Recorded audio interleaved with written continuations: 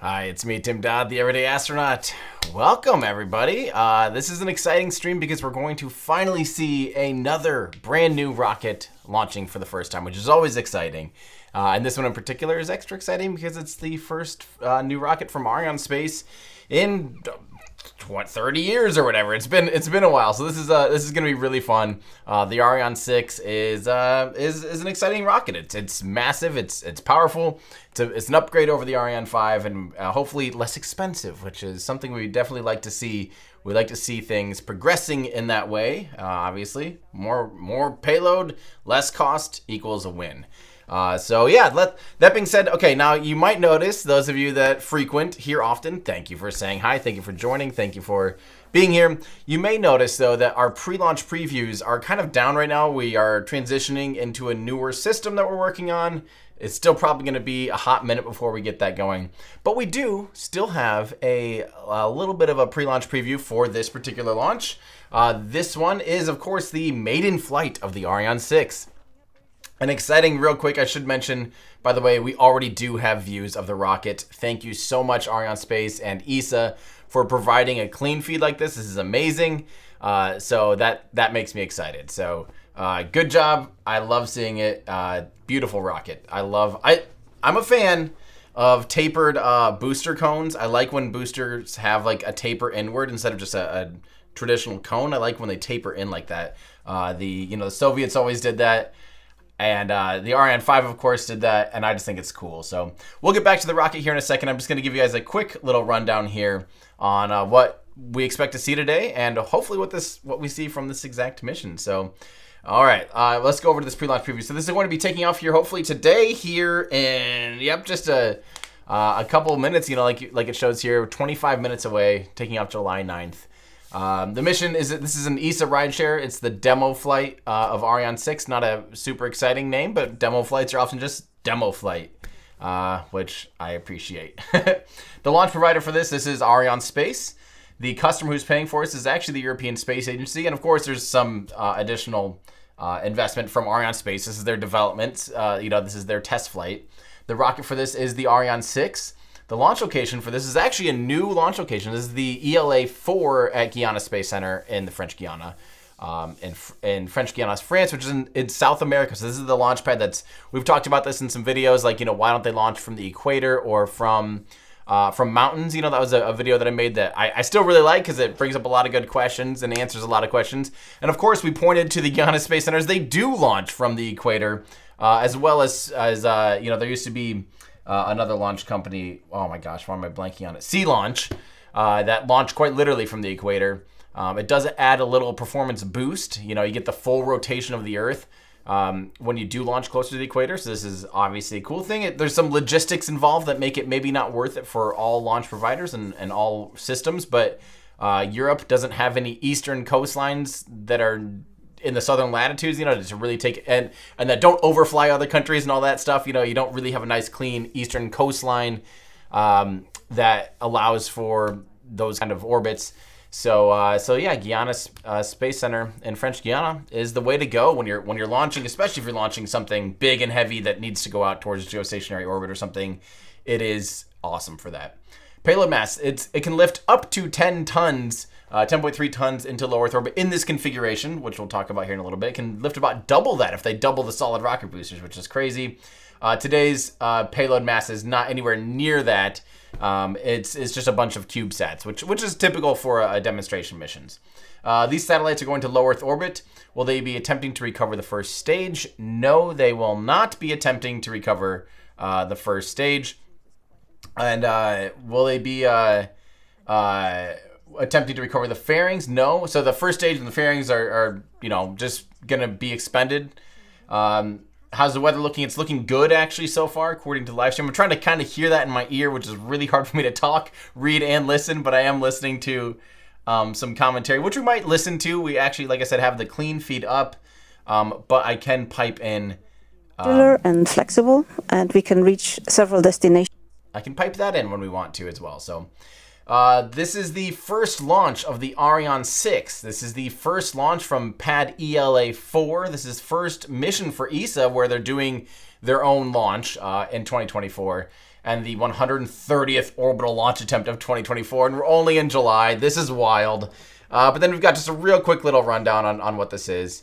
But honestly, for the most part, it's a new rocket with a lot of tweaks, a lot of manufacturing changes, utilizing 3D printing a lot more, utilizing Vulcane the Vulcane 2.1 engine. The what was the other one? The Vinci engine is finally flying on this.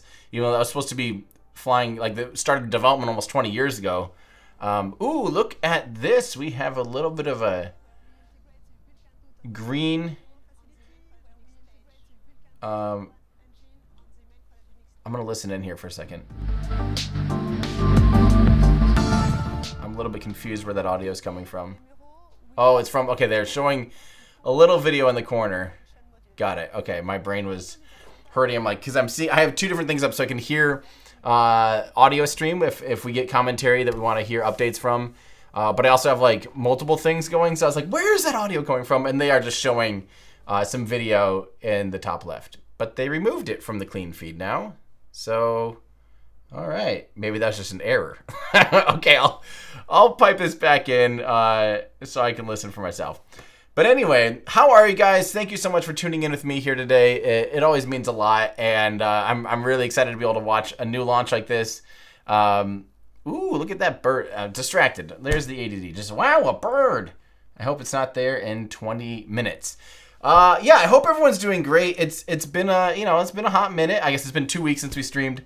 Last we did a Falcon Heavy launch a little bit ago, but it's been fun. I've been enjoying seeing your comments on all the different Elon videos that we had the 2 different videos of a new tour at Starbase with Elon Musk recently.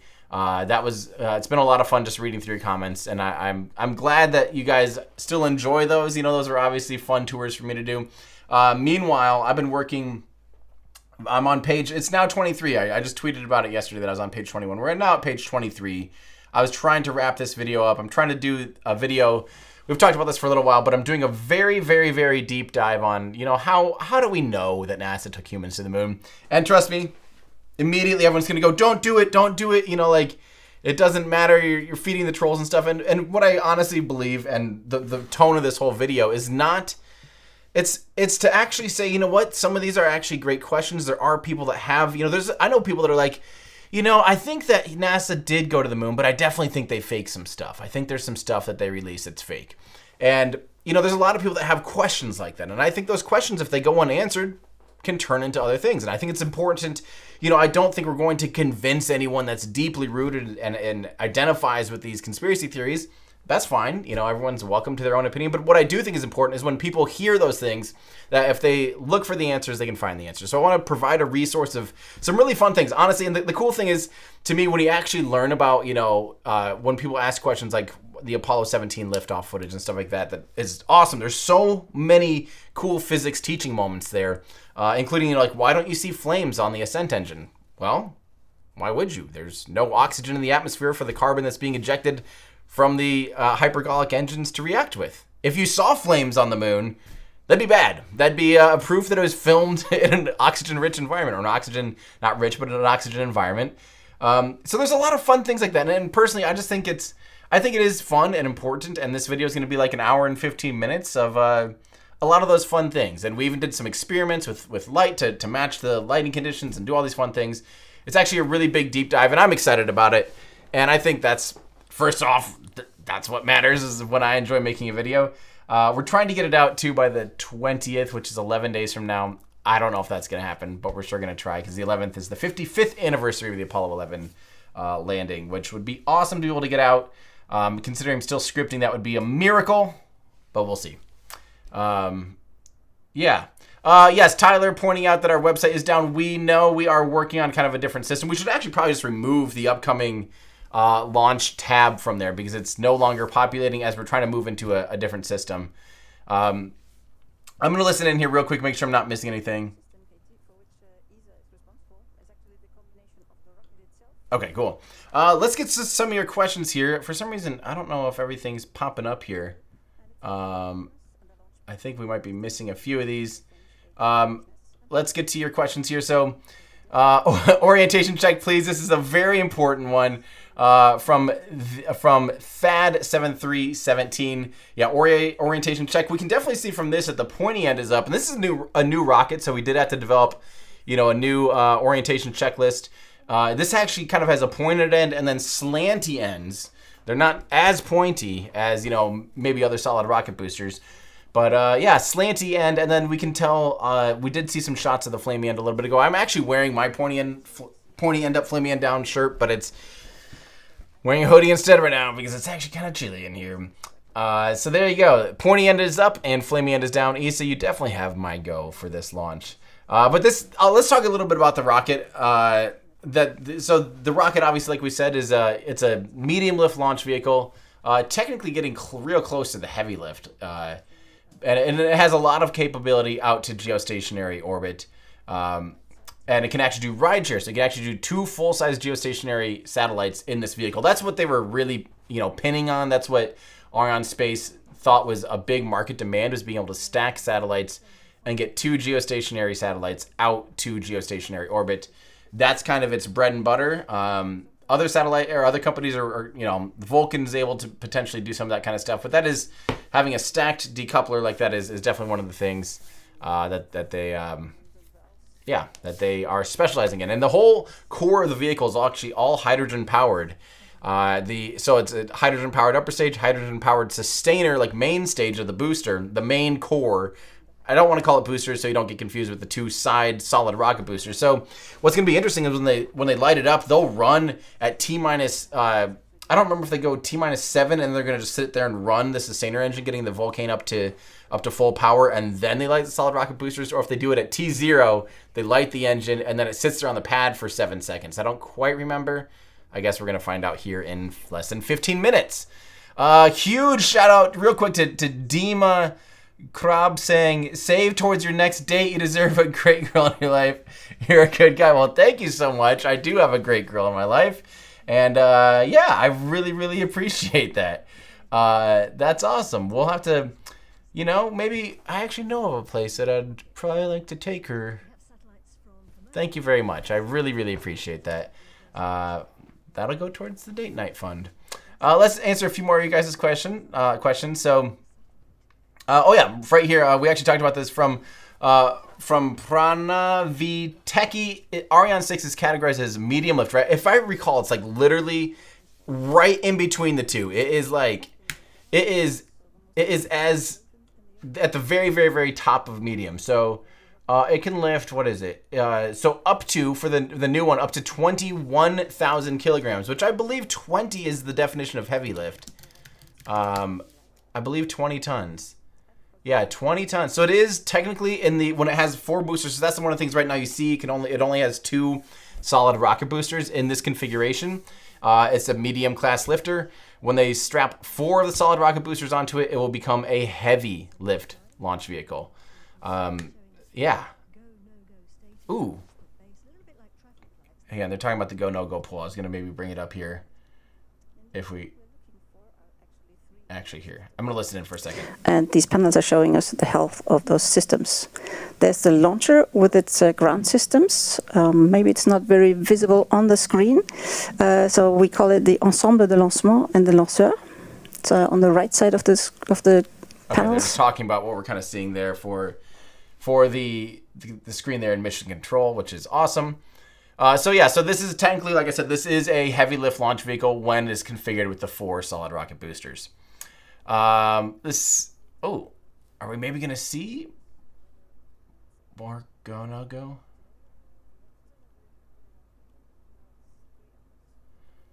So they do have, they're talking in here that they do still have a 3-hour launch window. So let's say they get down to T-0. They might be able to reconfigure it inside of they actually had a 4-hour launch window. They pushed back an hour. So we're sitting right now 1 hour into the launch window. So if it doesn't take off right away, there could be up to 3 additional hours to get this thing off the ground in today's window. Let's see here. From Craig Johnson, 26 months of membership. Thank you so much. Assuming Falcon 9 is first choice for cost, launch cadence, is there still a type of payload orbit mission that Ariane 6 covers but other providers can't do? So that's exactly. So very good question. One of the big things they're banking on is being able to lift 2 full-size geostationary satellites up to geostationary transfer orbit in a single launch. So they have this, it's almost like a cup. Like, so if you have a payload fairing, it has like a, you put a satellite on top of it, and then they have another, like almost as like a cup. It's a payload fairing adapter, a stacking adapter that then houses on top of that would be another satellite. So you basically end up with two satellites. So they can be two full-size geostationary satellites, which are big satellites in general, big and heavy, and they can fit two of them on this launch vehicle. So that is one of the things that they're specializing and aimed this vehicle at. That is a specific market that they were hoping to hit. Yeah, which is good. I think that's a good idea. Although, you know, these days we're seeing less and less. For communications, we're kind of seeing the mega constellations start to roll out a little more and more. But there's still need for geostationary orbits and geostationary satellites. Remember, geostationary means that the satellites will follow. Basically, their orbit is 24 hours. So the further, you know, an orbit like in low Earth orbit orbits the Earth about every 90 minutes. The higher the orbit, the slower the orbit, and the longer the orbital period.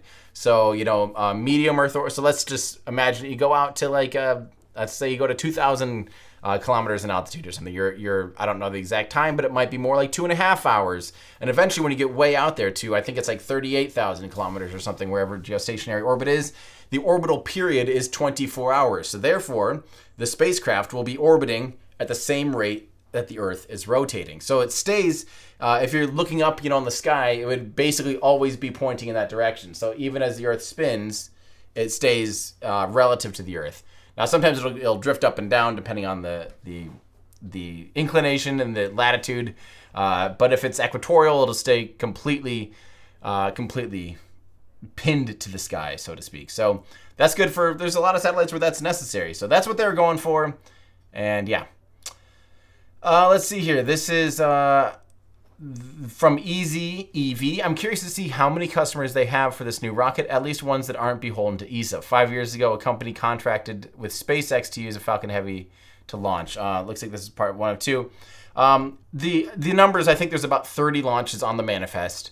I think 18 of them are actually to launch Kuiper satellites for Amazon, since Blue Origin is a little bit behind. Hang on, I'm listening in a little bit. Since Blue Origin's behind on New Glenn's not able to launch their entire the satellite constellation for that, for the Kuiper satellite. So Ariane 6 is one of the rockets that has been hired to be able to launch that constellation, along with things like Vulcan, even Neutron, Atlas V. Yeah. So that's So yeah, but a lot of them, I think, you know, nearly half of them are ESA launches. And some of those are actually at risk of moving on to other vehicles if it takes too long. So obviously Ariane Space and us spaceflight fans are hoping that this goes well today, hoping that it takes off on and has a smooth test flight so they can get into operational flights in a hurry and get through some of that manifest. John, good to hear from you. Thank you so much for your 31 months of membership. Hoping to catch it lunch before my launch break is over. I like that. I don't know if that was on purpose, but I will. I hope this thing lunches as well. This is a question from Mitchie Der Etchte. Will I be live streaming the first launch of RFA and or ESA Aerospace? Yeah, depending on what the stream situation. I'm not going to be hosting or providing a stream service for either of those launch providers. I'm not really going to do that again. We did it for Firefly, and we just don't have the infrastructure and the systems to really do something like that. Yeah, I much prefer, and the schedule's just so hard for a first launch. The first launch campaign is always super painful. I won't be doing that again. So I'll definitely be watching, and if it's appropriate to do so, I'd love to stream along with those guys. Those of you that are familiar, I do have that video going into those factories. So there's two, there's large small sat launchers, almost into the medium class small sat launching companies, RFA, Rocket Factory Augsburg, and ESA Aerospace, both out of southern Germany there. And yeah, I went through and toured those companies, and it was awesome. And I have a really cool video about that.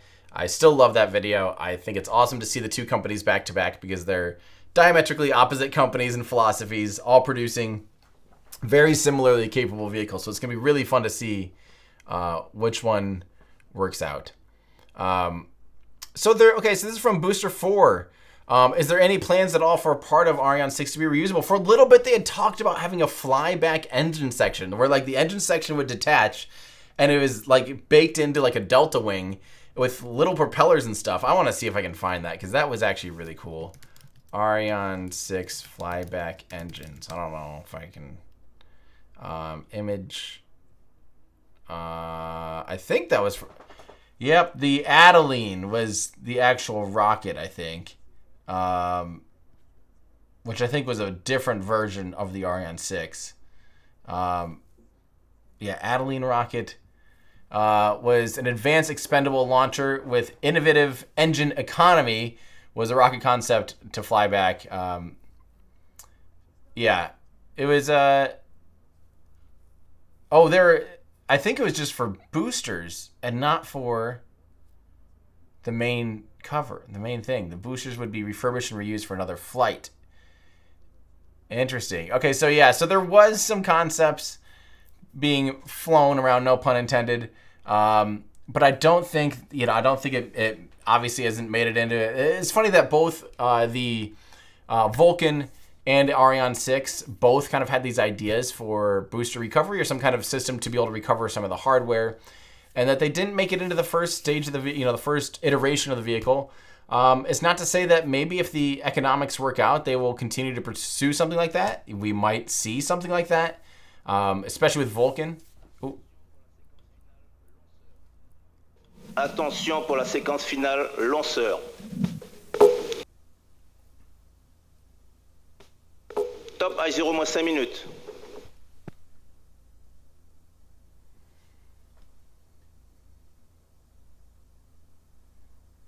Maybe that was, I heard 5 minutes. Does that mean 5 minutes?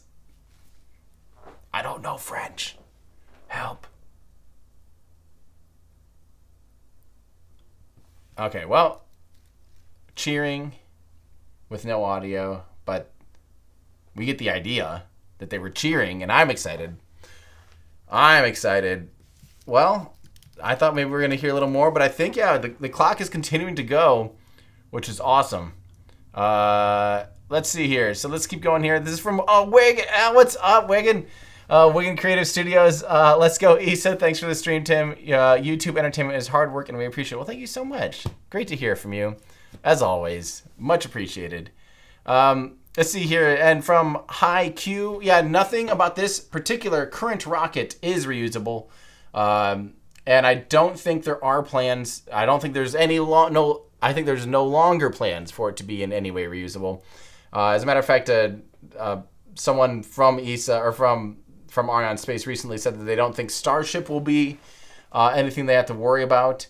I would be worried, honestly, if I were developing a vehicle. I would be wanting to try to make it compete with the potential of Starship, even if Starship doesn't quite pan out to be fully and rapidly reusable. Even if it was fully expended, it would be capable of ridiculous payloads at a ridiculous cost.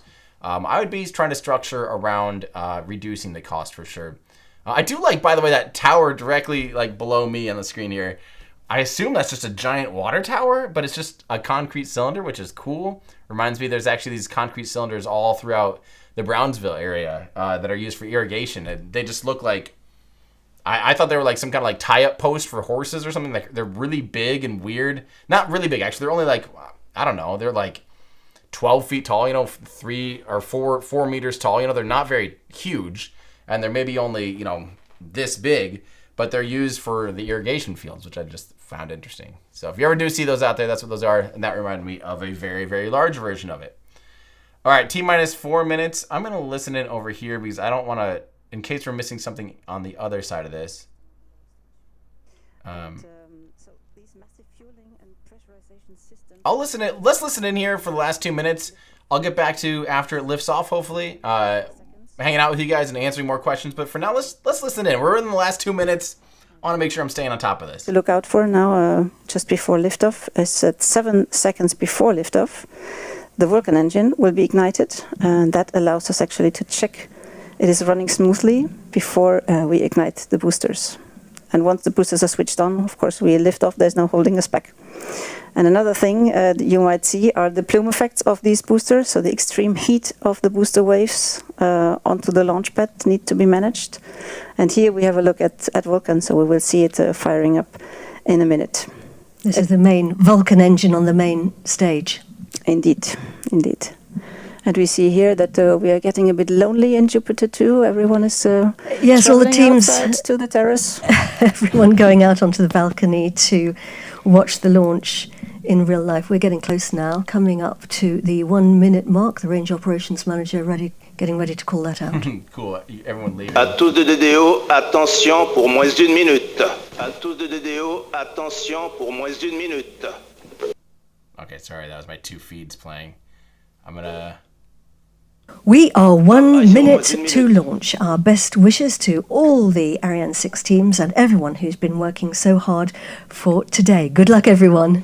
Go Ariane 6, gute Reise and bon voyage. Awesome. My clock might actually be a touch behind, but that's all right. We're only like 5 seconds, which will probably line up with when it actually leaves the pad, which is going to be interesting. So, yeah, T-minus 30 seconds-ish before we start to see engine ignition. I don't hear anything chatter-wise. I'm going to go back to making sure this is the one we hear. I'm not sure if we'll hear the actual countdown on it. But good luck, Godspeed, Arianespace and ESA and the Ariane 6. Let's go. DDO, attention pour le décompte final. 10, 9, 8, 7, 6, 5, 4, 3, 2, 1, top. Oh, baby! ESA, décollage. Haha! Holy crap!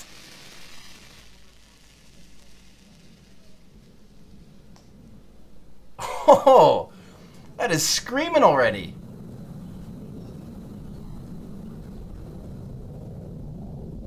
Propulsion nominale. Nominal. We'd like to hear that. Trajectoire nominale. That's a beautiful shot.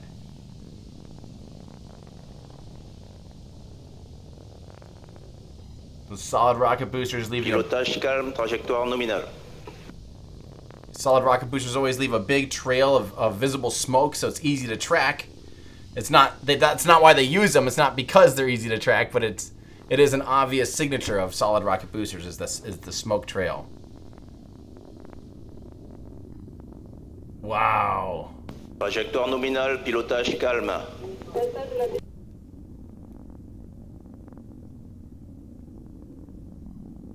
Beautiful.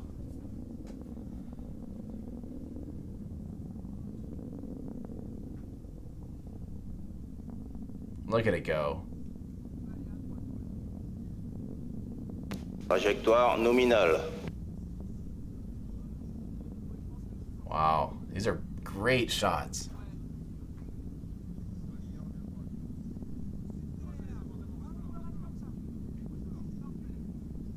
Now watch, of course, we'll see the exhaust Positionne la plume télémesure pour la expanding station de Saint-Jean, propulsion nominale. as the altitude gets higher and higher. We don't have any of the data, sadly. C'est nominal, trajectoire nominale. Pretty big launcher for launching some cubesats, so that thing is screaming. We're going to be coming up on booster cutoff and booster separation here. Here it comes, booster separation. Looks clean. Séparation des ESR. That is good. Now this is a delayed feed because this is having to come back down. So that's why it looks like Nominal, it's a trajectoire replay. nominale. There we go. That's a beautiful shot, though. That's so cool. Now, it is wiggling quite a bit after booster separation, but it looks like it straightened its trajectory right out. Trajectoire nominale. That was cool. This is from the inner stage here, looking at the second stage.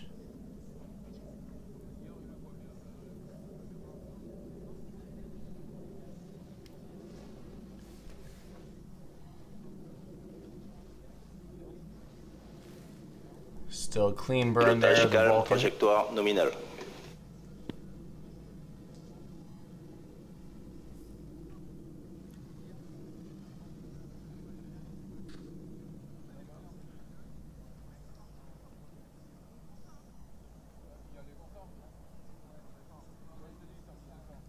Séparation de la coiffe.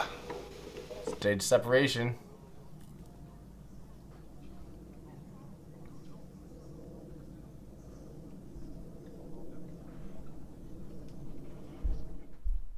Now this is a new engine. The Vinci engine is the first time it's flying. And has the ability to be... Ooh, we have some data. Alright, it looks like it was at least going the correct way of faster, increasing velocity, increasing in altitude. Yep. Trajectoire nominale, propulsion nominale. Okay, still nominal, they're saying. Now, the second stage engine is capable of 4 relights, which is a pretty big deal if you're doing, rideshare missions or satellites to other orbits. You can see how small with that animation there, with that rendering, you can see how small the payload is on this massive rocket, a rocket that's capable of... Trajectoire nominale, il reste moins de 3 minutes de propulsion du Vulcain.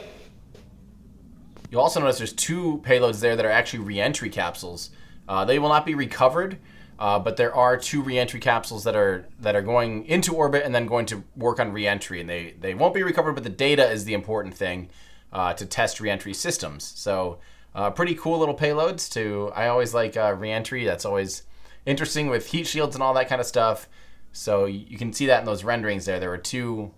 and by the way, some of these, remember, with like with ULA, these renderings are actually not a pre-rendered thing. They're actually connected to the telemetry and connected to the data. So they react with data. So even when a thruster fires and stuff, it's correlated then to the visual. I don't know if this is. In the past, with Ariane Space, their stuff was not correlated to data, because I remember there's a failure once where the animation continued on, but the data was off.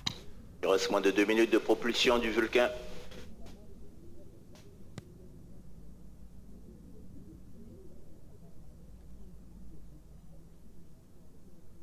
Oh yeah, this is still the core stage. My bad. I did think they went through stage separation already. That was fairing separation. That was fairing separation that we saw. We are not yet to the new engine. We are still just on the booster stage, so...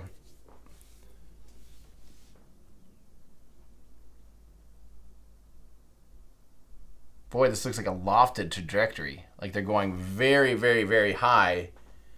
And then, I don't know if they have to loft it, if the second stage is fairly underpowered, kind of like the RL-10. It is an expander cycle engine, similar specs actually to the RL-10. So maybe they're just doing a very lofted trajectory to make sure they have...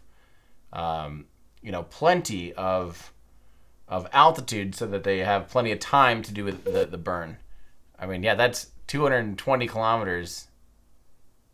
That is quite the lofted trajectory. Normally by this point, the rockets tend to pitch over and start getting a lot of horizontal velocity. But this is still this is fairly lofted. They're kind of doing the thing where they go up a lot. Second stage, they don't have to do a lot of the horizontal velocity.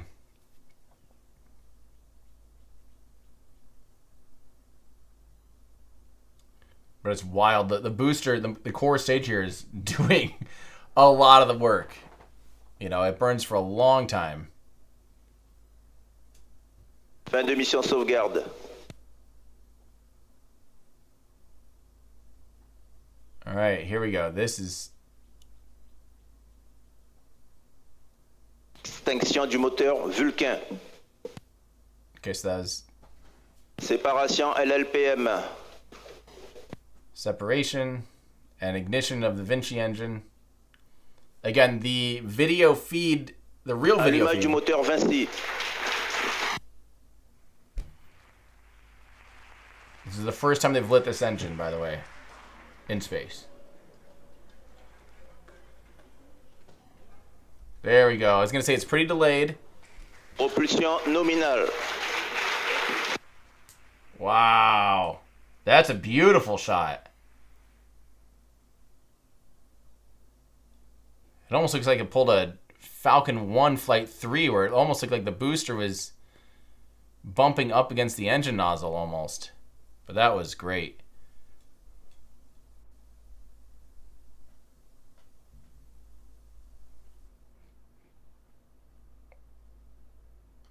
...366 kilometers in altitude.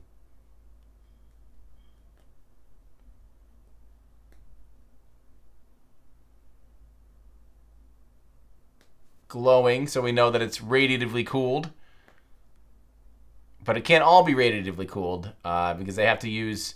There's obviously quite a bit of regen in this engine since it uses the expander cycle. So that's... that's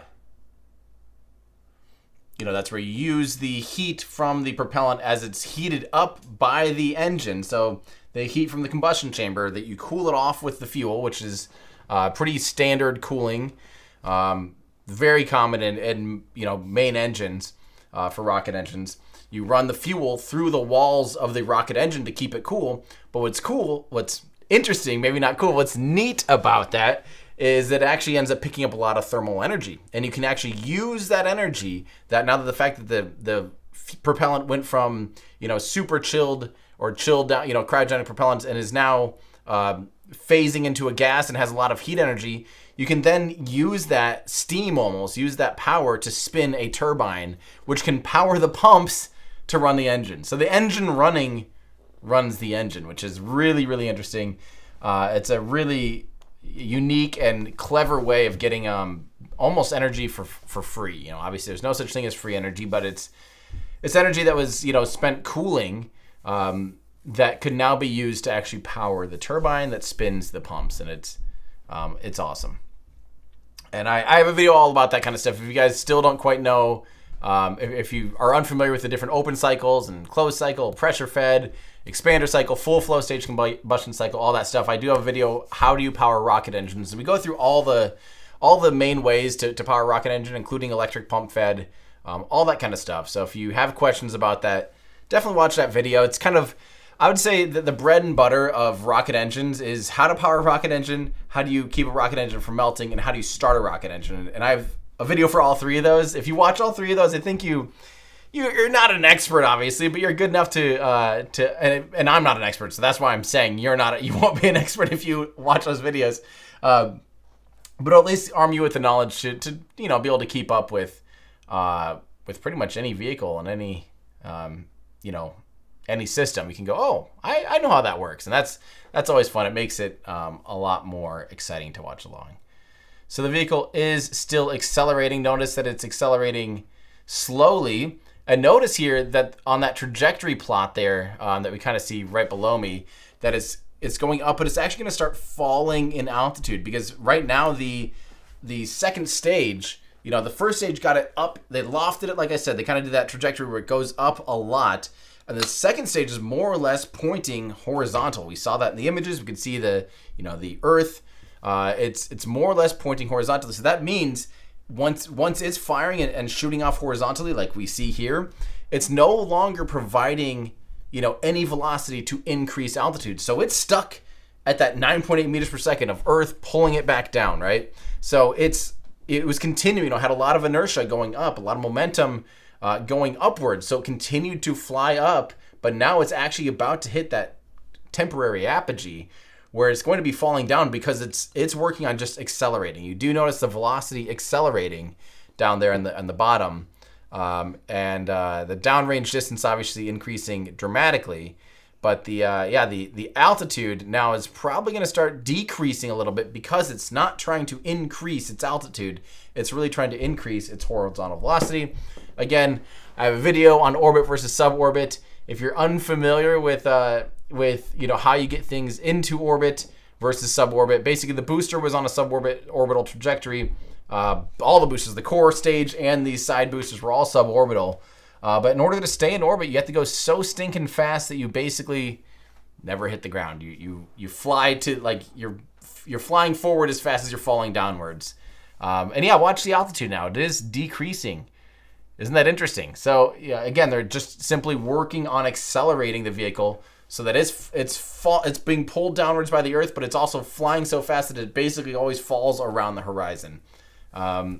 Just like if you threw a ball super fast, you know, even when you throw a ball, it has a trajectory. If you flatten that out and get it to the point where the arc of it is the same arc as the entire Earth, yeah, that'd be orbit. And obviously you need to be high enough in altitude that you get out of the atmosphere, because the atmosphere slows you down.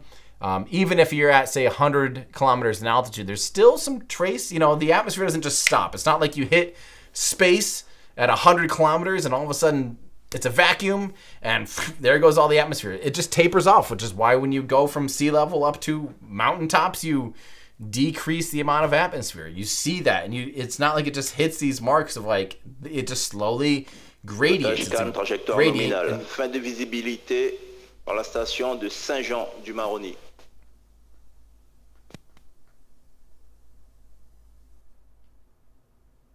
I wish I spoke French. But yeah, I don't remember what I was saying. But basically, you know, it's the atmosphere continues to gradiate until it eventually becomes, you know, non-existent. And by 100 kilometers, there's very little atmosphere. There's almost zero. It's like 0.00019 or something. But it's still enough that it will slowly drag you down after weeks or months if you were to try to park at 100 kilometers in altitude. Now, when you get up to 300, 400 kilometers in altitude for an orbit, it takes months or years to deorbit. And by the time you're even, you know, 1,000 or 2,000 kilometers, it takes like a long time to deorbit, because there's just so few air molecules to run into that, you know, they're kind of just stray little molecules. There's not a lot of resistance to slow you down, you know, virtually no resistance. And even, you know, even here at 400 kilometers, there's virtually no atmosphere at all. Yeah, that's just kind of how that works. Now we are coming up on the second stage there, the upper stage engine ignition pretty soon. But let's answer a few more questions here. This is a great question from Liam, the Rocket Nerd. Why did Ariane Group never reuse the SRBs for Ariane 5 since they recovered them a few times? If they had, would it have been worth it? And I think you kind of answered the question right there. They probably figured out that it was not worth it financially, because you think about how much does it cost to run a ship out to retrieve these. Let's just say that costs $1 million. Okay, then you have to bring them back and strip them all down and refurbish them. That could be another $1 or $2 million just to get them back to being in new condition. Then you still have to fill them with the solid rocket propellant, which is actually quite expensive, and that's probably the majority of the cost of the booster is the actual propellant for solid rocket propellant, because it has a lot of handling, and it's a lot different than just plugging in a hose and letting it fill with a propellant. There's a lot of labor involved with stacking and preparing solid rocket boosters. So the majority, I don't know if it is truly the majority of the cost of a booster is the actual propellant, but it is certainly a large amount of the money in a solid rocket booster is the propellant. So even recovering a booster, reusing the casing, I'm assuming they just figured it was not financially valuable or valid, and therefore did not actually pursue trying to reuse the boosters. The space shuttle, by the way, they kind of figured that afterwards. They're like, we spent all this time refurbishing them, and to be honest, it probably was more expensive than just building new boosters every time. Maybe Arianespace just kind of figured that out a little bit earlier. So, what kind of engines does it have? So it has they're both hydrogen, they're both Hydrolox engines.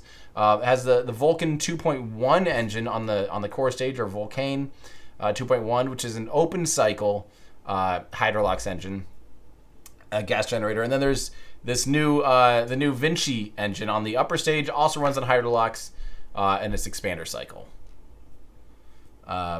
This is from I'd Rather Be Flying an X-Wing, awesome name. Former jet engine mechanic with technical question. How our high-pressure turbine blades are hollow with air pumped through from boundary layer? How come rocket turbopumps... du moteur de l'étage supérieur, Vinci.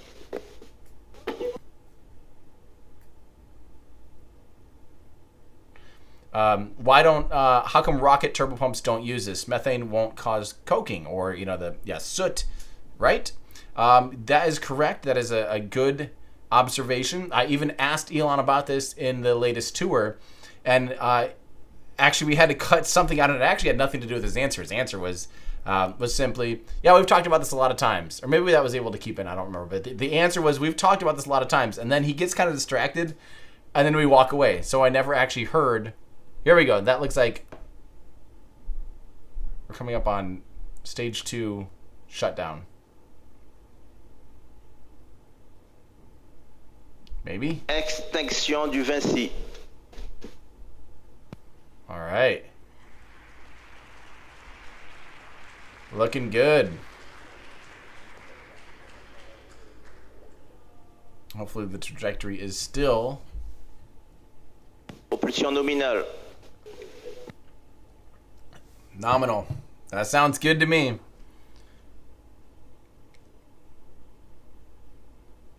I don't know what that was. That just occluded the camera there.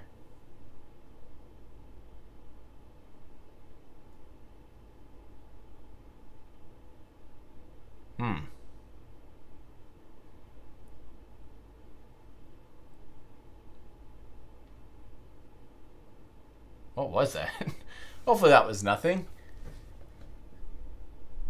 We're still seeming to get telemetry. So that's good.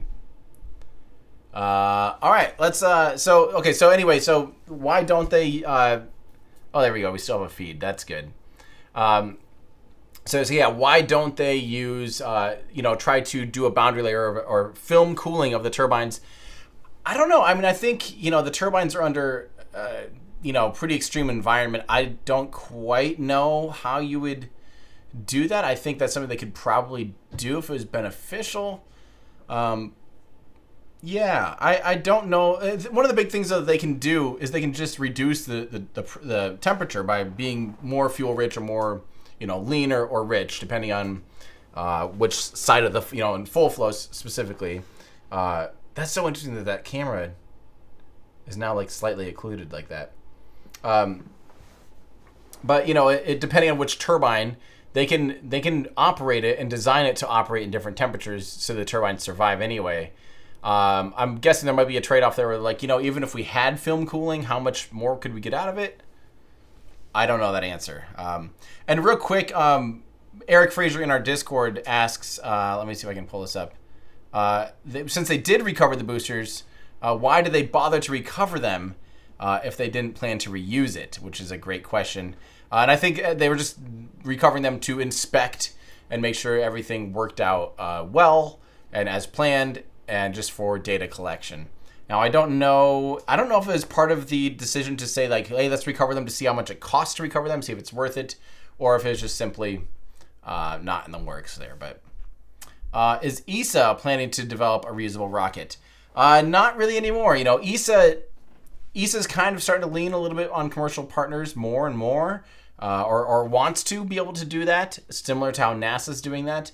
There's a lot of initiatives to help with small sat launch vehicles.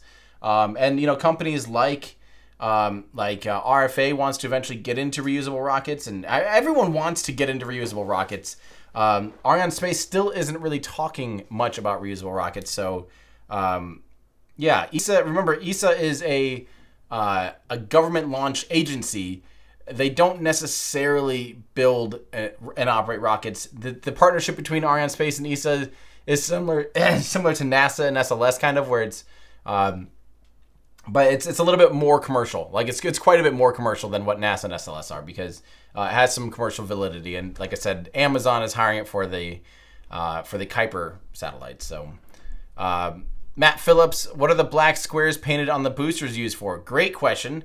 Now that we don't see it anymore, I'll have to kind of remind you. They're little black. It was like a square here, and then a square there, like all in its own square with black and white, like a little checkerboard thing. Painted on the boosters, and that's so that they can extrapolate data, like velocity data. So even if the camera's shaking and things like that, they can use that to determine and validate external sources to be able to see, like, how much was this booster moving, especially at stage separation. They can track it and literally go frame by frame and try to figure out its exact motion, make sure it matches their expectations. Same with on liftoff, you can measure roll and rates and things like that. Even how much the SRBs are moving against the rocket, because they are, remember, they're mounted, at mostly at 2 points at the top and the bottom, but there's a lot of leverage there. It's actually compressing in against the core of the vehicle. So even to make sure that motion is okay, that's actually probably the biggest one. Is just to help measure that. So let's keep going here. Mark Barrett says, if ESA wants to stay in the game, they need more than this. Well, like I said, I think that's kind of the plan is to have more than this. They're really wanting to have multiple vehicles from commercial providers. So, by the way, it's about to fly over Ireland right now.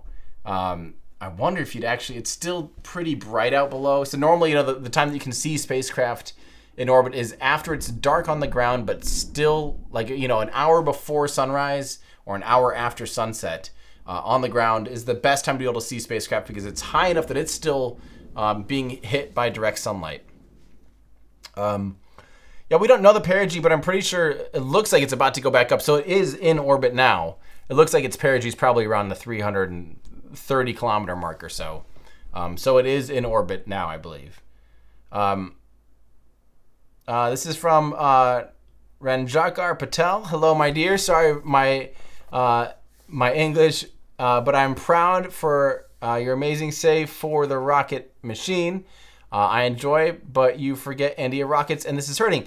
I have not forgotten about India rockets. That is on my list of things to do, is to do a rundown on ISRO and a rundown on rockets that have come out of India, for sure. I've got a lot of videos that I am constantly wanting to make and constantly get interrupted by, trips to Starbase and live streams and other things, but it is on my list to do for sure.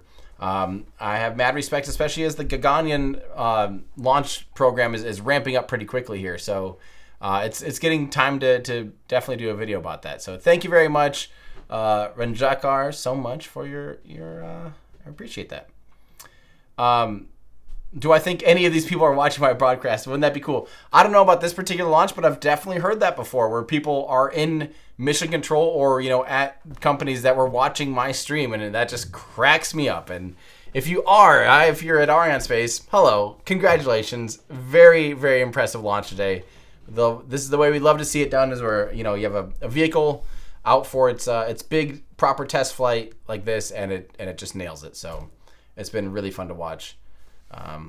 By the way, it looks like it might be getting dark here, so by the time it flies over Norway and Sweden there, they might get a view, potentially, if it's glinting off the sun in just the right way. How many Starlink satellites could Ariane 6 put into LEO? Great question. By the math, if it was the 4 booster version, it'd probably be able to carry potentially a few more than what a Falcon 9 does when it's recovered. They're able to put 16.5, 17 tons with a Falcon 9 and be recovered for Starlink. They're no longer really limited by volume, so you wouldn't get much additional out of the volume difference, because this has a huge payload fairing. You could physically fit a lot more, but you could also fit a few more just based on its performance. I'm guessing... what is that? You'd probably be able to fly something like 26 or 27 of the current satellites. I can't do the math off the top of my head, but it would be able to fly a few more compared to Falcon 9. But obviously the launch cost is likely much more than that 20-30% gain in payload capacity. Thank you so much, Mark Barrett, for the super chat. Where are the landing legs? S. Barney, of course. Yep, this is not a reusable launch vehicle. This is from John Brandes. What's your impression on European spaceflight compared to the U.S.? I mean, the U.S. obviously has a leg up, having put so much investment into spaceflight, especially during the Cold War. We also are fortunate to have East Coast launch facilities, 2 technically, if you easterly, 3 actually. Wallops Kennedy Space Center and technically Starbase, where we can launch inside of the continental United States and still get things into basically any orbit. Europe doesn't quite have that, doesn't have the same amount of investment as what the U.S. does, and the yearly amount that is spent on ESA is not nearly as much as the yearly amount spent for NASA. So it's fun though to see, like I said, visiting those companies in Germany, RFA and ESAR. It was awesome seeing what they're working on and what they're able to develop on, on pretty small, not small scale. I'd say they're pretty large investments, but just seeing what they're able to develop has been really impressive.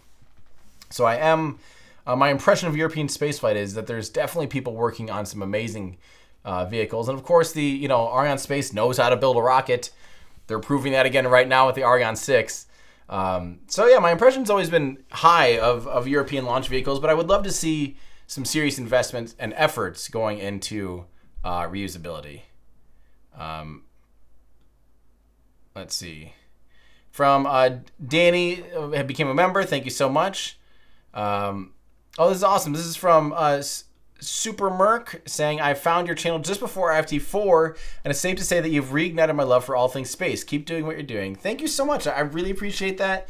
That's the whole idea. The whole idea is to kind of help people find their love for spaceflight. Everyone is a spaceflight and space fan. They just maybe don't know it. So, thank you so much. I really, really appreciate it. This is from Dennis. If you had to Kerbal any rockets together, which would you put together? I'd go Super Heavy and Starship and 3 Falcon Heavy cores. I think it just looked pretty.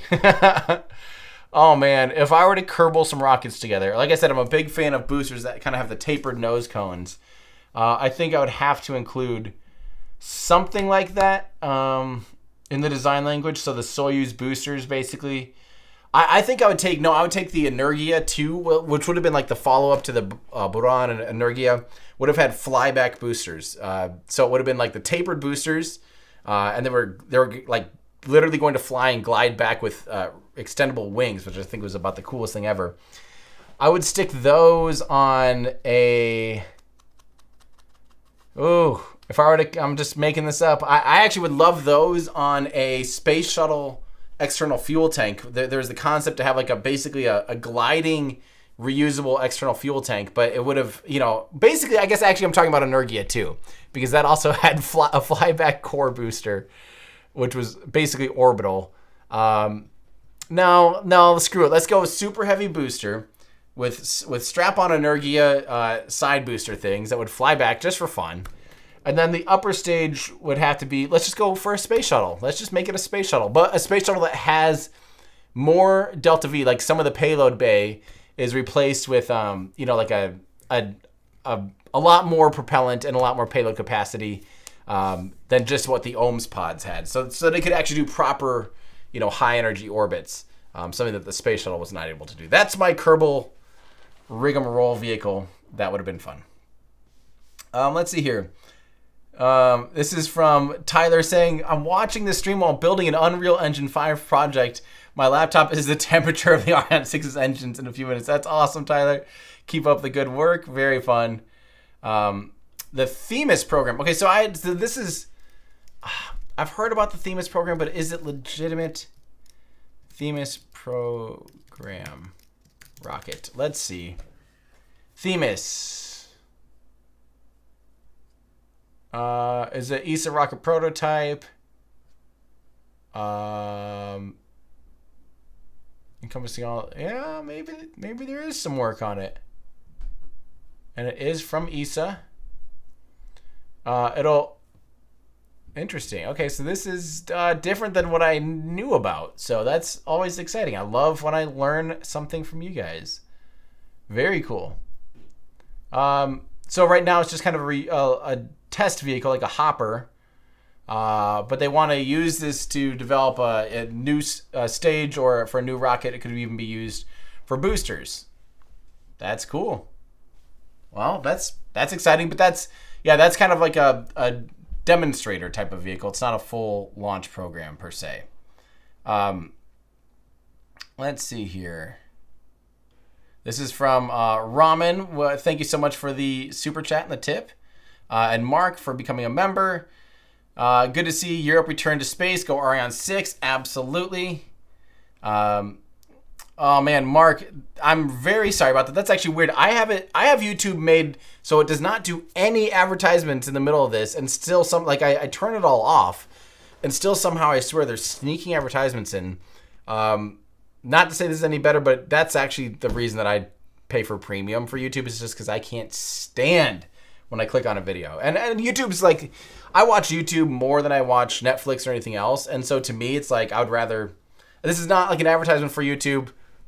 Obviously, a lot of people think it's stupid to pay for premium, but for me, that is actually the reason. Is I watch it more than anything else. I don't want to see ads. I want to click on something and just go to it right away. That's really annoying that somehow you were served an ad. I am curious if you clicked off and clicked back on, and that's what happened, or how did that happen? That is crazy. That's wild. I'm very sorry about that. Let's see. What is the? Let's see. What do I think about Booster 12 rollout? I don't know what. There's no thoughts to me about a booster rolling out. It happens all the time down there. I'm excited for Flight 5 though. We'll say that. There's no thoughts about Booster 12 rolling out unless it like tipped over or something. Then I would probably. But I haven't been paying attention. I've been paying attention to this launch. But as long as it's a nominal rollout, a normal rollout, then it's nothing really to comment on other than let's go Flight 5. I'm ready. How often can the Merlin relight? I don't know. I think for sure 3 or 4 times as well, but that is a limit basically of how much nitrogen and helium they have on board for ullage and for spin starts, which is also, it's a consideration for all engines. Mark saying, I think again, ESA is too little too late. I hope not. I hope that this vehicle at least serves, it's got a handful of contracts. I hope that they continue to push and evolve and have a reliable launch vehicle. Let's keep going.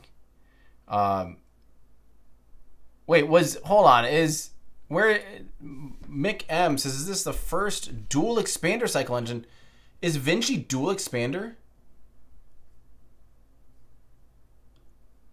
Hang on.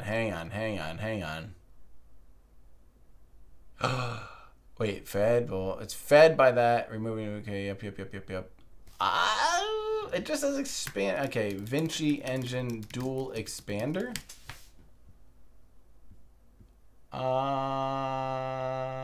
I don't see anything about it being dual expander.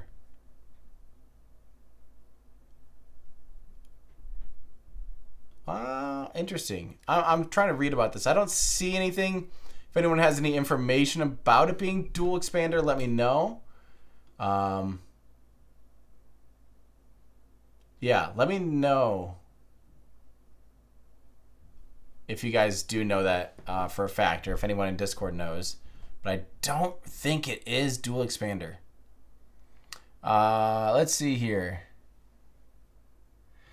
So Michael, to answer a question like this, if they change cycle types on the engines, what would the capacity of Ariane 6 be? Closed cycle, stage combustion, full flow?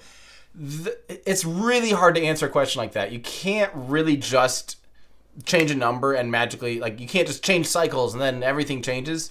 There's always, lots of times if you close cycle, you might need more tank pressure. You might need more they call it head in or inlet pressure. You might need thicker tanks to handle higher inlet pressure, higher ullage gas, and so therefore the tanks become thicker, and therefore the engine's a little heavier because it has more plumbing, blah, blah, blah, blah, blah, blah, blah, blah. All these variables change, and even changing from one engine to another that has different cycle types very well likely changes the entire rocket. Very few rockets could just swap an engine out to something else of similar spec. It's just virtually always an entire redesign, but going from an engine that gets, I think we're seeing very marginal increases in ISP, honestly. If you were to go, expander's great for this. It's a highly efficient vacuum optimized engine. The booster engine, the Vulcan 2.1. I believe, you can maybe get a few more, 20 or 30 seconds more specific impulse out of it, or maybe 40, I don't know, 50. And you could maybe raise its payload capacity by 5%. I have no idea. It wouldn't be like, it wouldn't be a double or a triple amount. It'd be marginal. It'd be a few percentage gained if you were to really go all out on the cycle type. Let's see here. Is anyone seeing? Yeah, I think it's just... I'm trying to read about that dual expander cycle if anyone has that.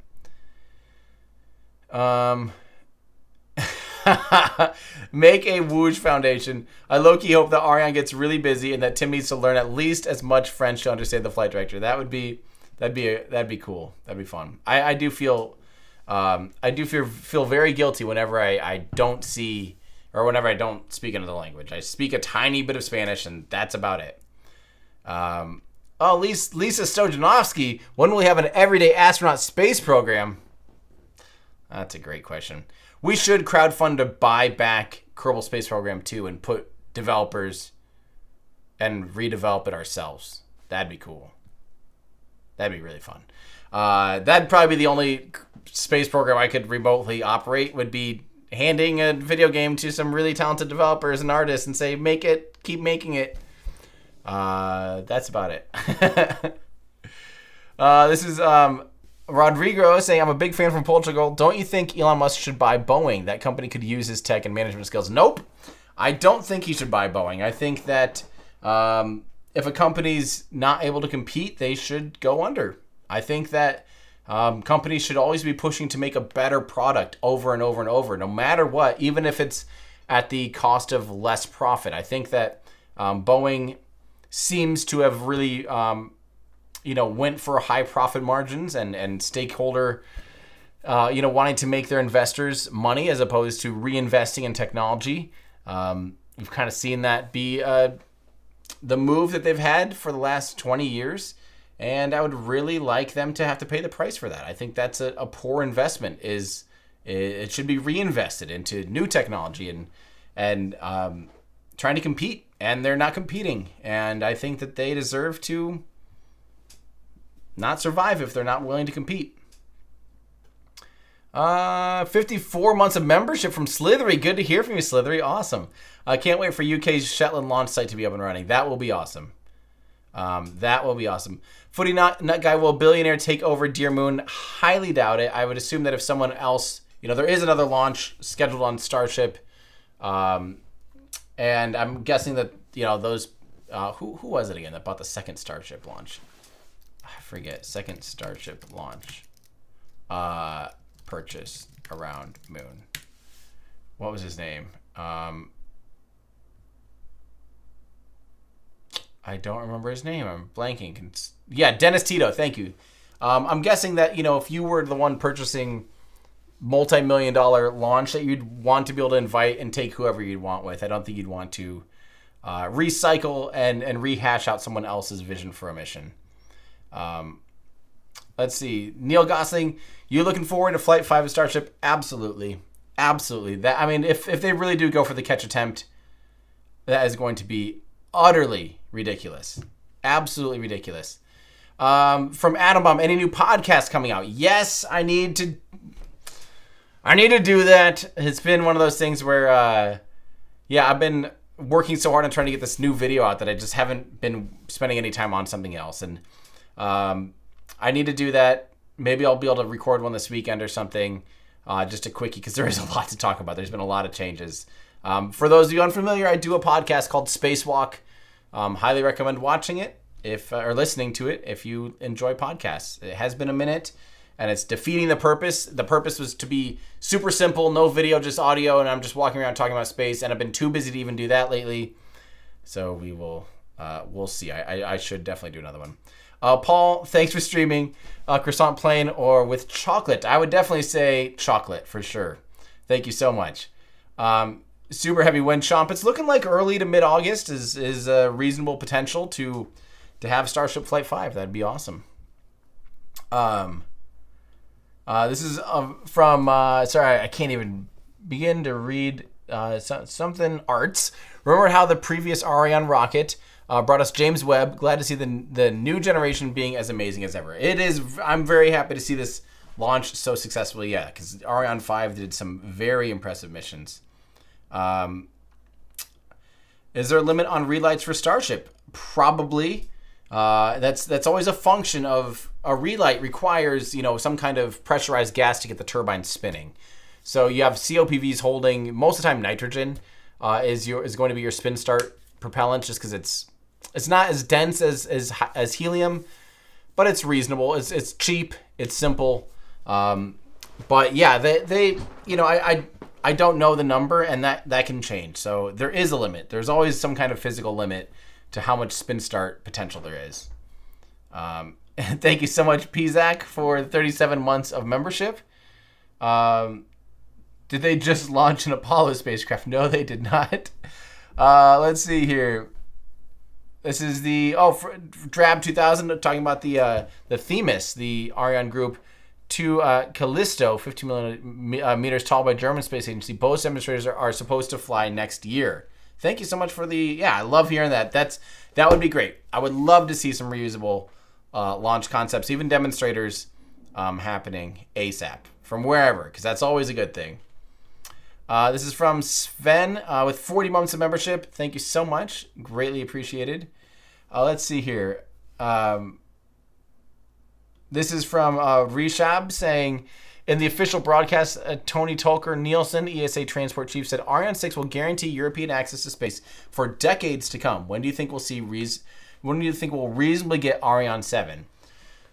I mean, if I'm being completely honest, I don't think this vehicle will survive for more than a decade in its current iteration, because I think the launch vehicle market is changing so quickly. When New Glenn goes online, when Starship becomes operational, as other vehicles, Neutron, if Stoke Space, gets flying, like all these companies are going to be able to undercut by millions of dollars the launch costs. Falcon 9 already can.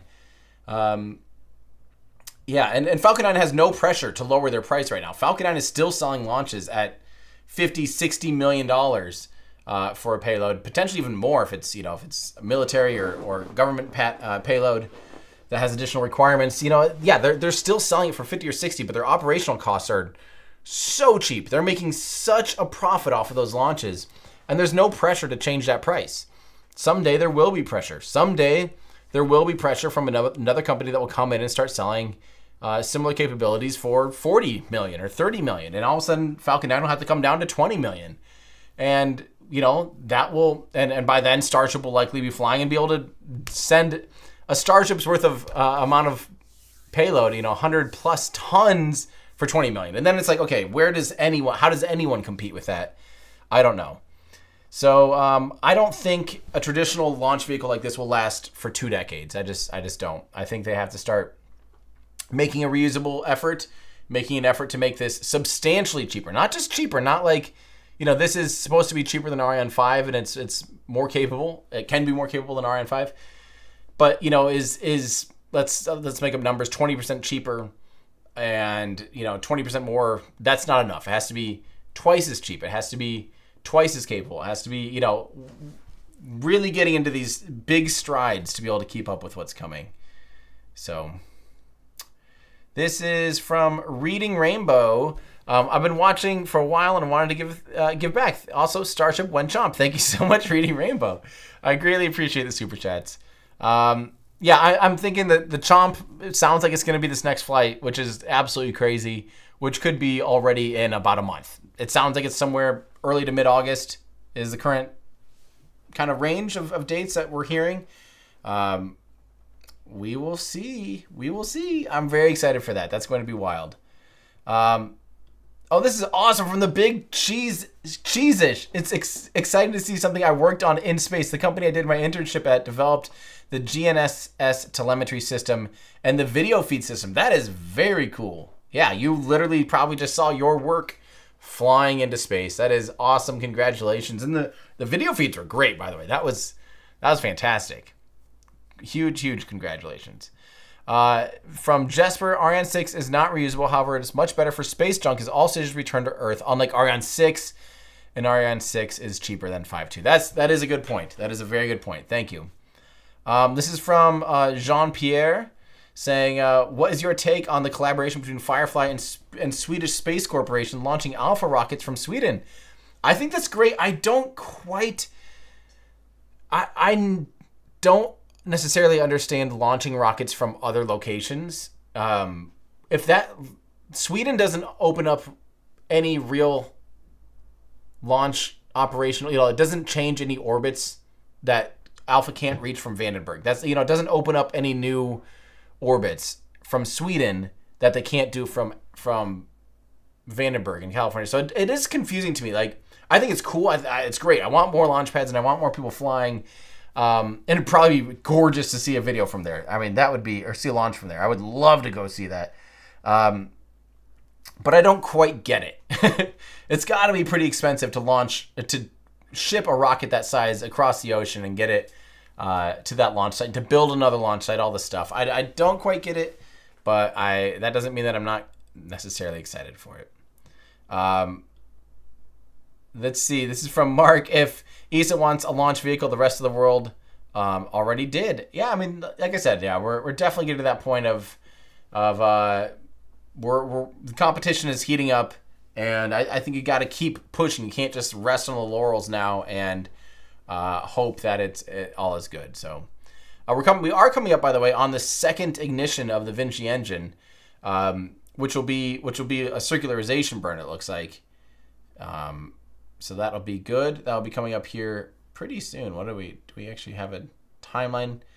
And roughly 5 minutes, I think. 5 or so, maybe 10. I'll stick around for that then. This is from Arianespace. CEO said on an interview he expects heavy reusable vehicle launcher in 2030s. So let's say early 2040. Yeah, that seems, I mean, realistically, I think Starship could become fully reusable in 3 to 5 years. I think by 2030, Starship should be fully reusable, and it should be flying operational payloads by then, and it should be doing it for under $100 million. That's going to be very hard to compete with. Now, granted, of course, the infrastructure inherently does not afford going to geo orbits very much. I mean, it would have some geostationary transfer orbit capability, but I think we're seeing a replay here, unless they have another one at the pad. Ooh, we actually have audio with this one. Kind of.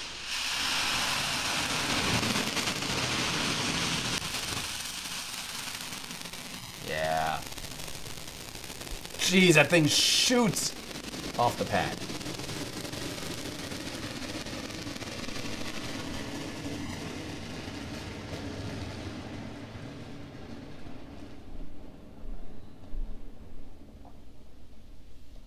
Absolutely screams off the pads.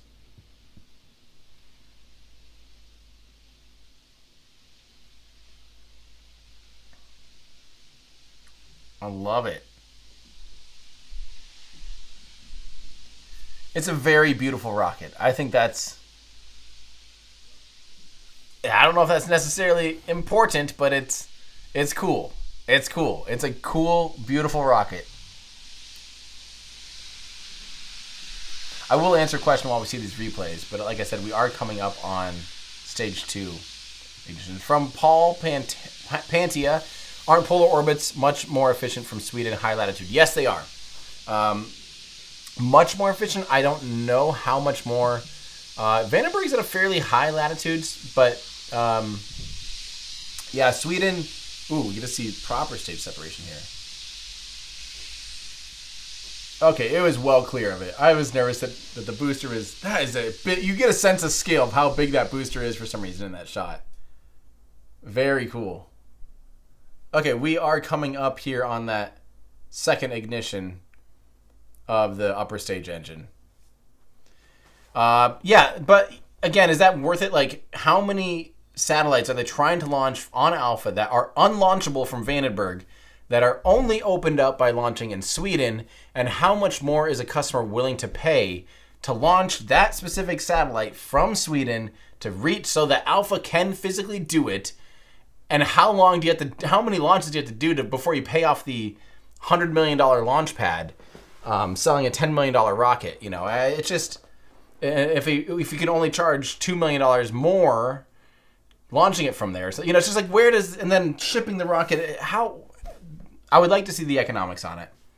That's my question. It doesn't quite make sense.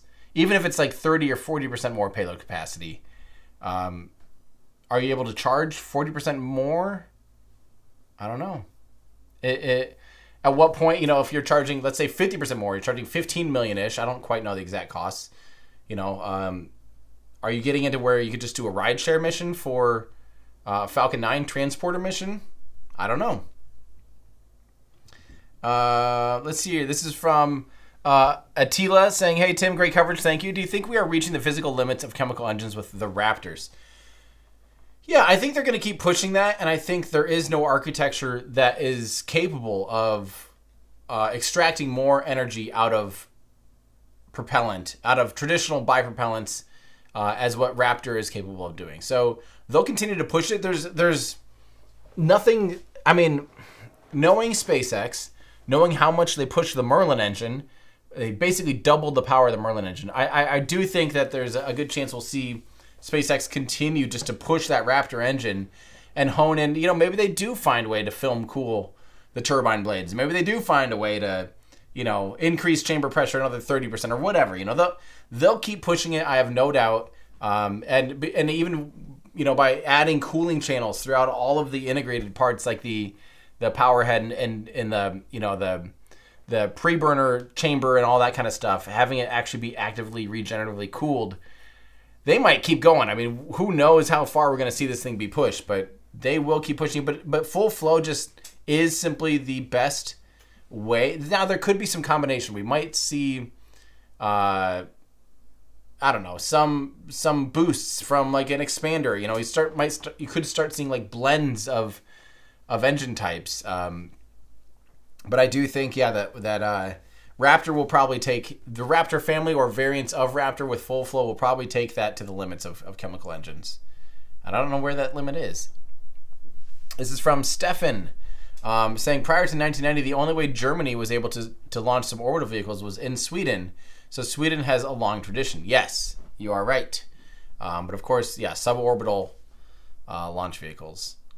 Very cool here from Maria, saying, shout out to my friends at Santa Maria Ground Station who tracked this launch. That is very cool. I love hearing that. Very, very cool. Thank you for bringing that to my attention. That is fantastic. Okay, we are any second away here from seeing that second stage, the Vinci engine light up again for the second time. I've got the audio up for it, so if they do talk, we will hear it.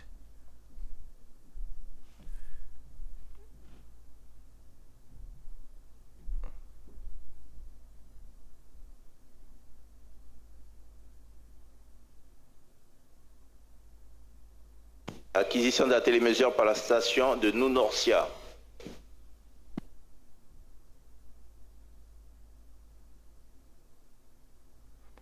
Okay, the animation shows it.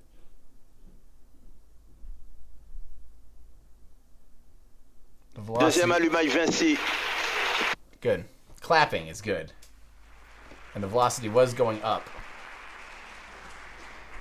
There we go. And an immediate shutdown? Propulsion nominale. Inspection du moteur Vinci. Nominal.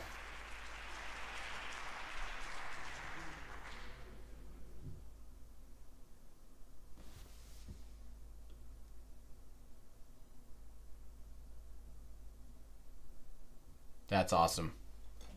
Sounds like everything went great.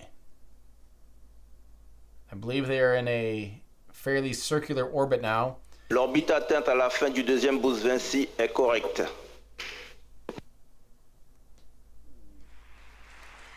I wish I spoke French. But more clapping, so that's good. I do need to watch this new video from Scott Manley. I have not had time to watch it yet, but I do want to learn more about arc jets. Arc jet might push performance even more. Scott Manley made a video about it. Would love to learn about that. Very cool. Propulsion APU nominal.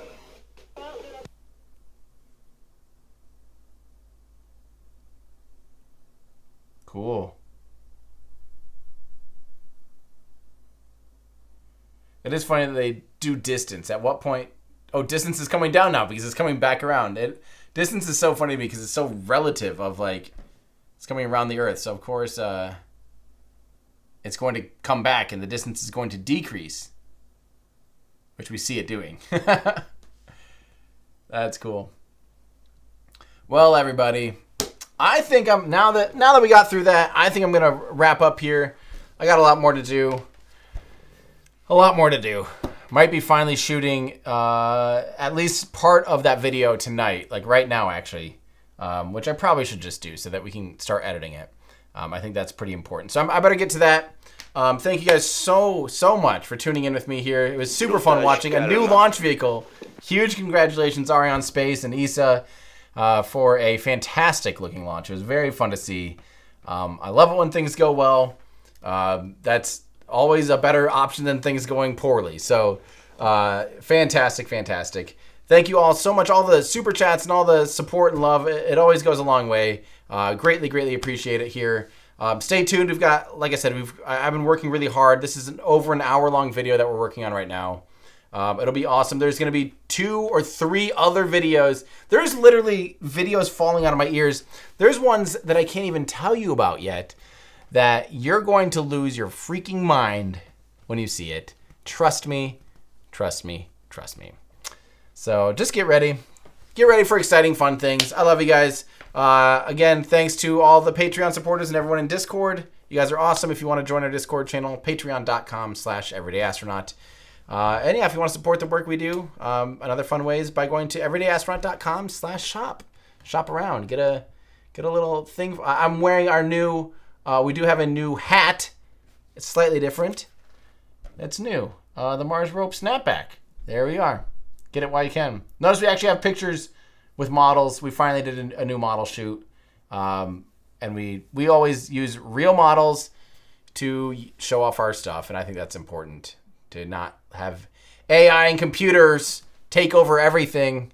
Humans in the loop is always a good thing. So if you want to support the work we do, head on over to everydayastronaut.com/shop. Actually, our site might be down as we're working on some stuff right now. It might be better to go to shop.everydayastronaut.com. Shop.everydayastronaut.com.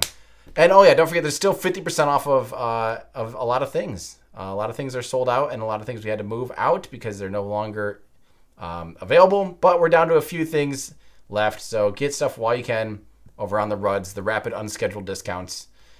Yeah, love you guys. Thank you so much for hanging out with me. Again, huge congratulations to ESA and all of you guys for hanging out. This is deserving of a ticker tape parade outro, which is always good to hear instead of a scrub. Very cool. First launch attempt right away. They nailed it.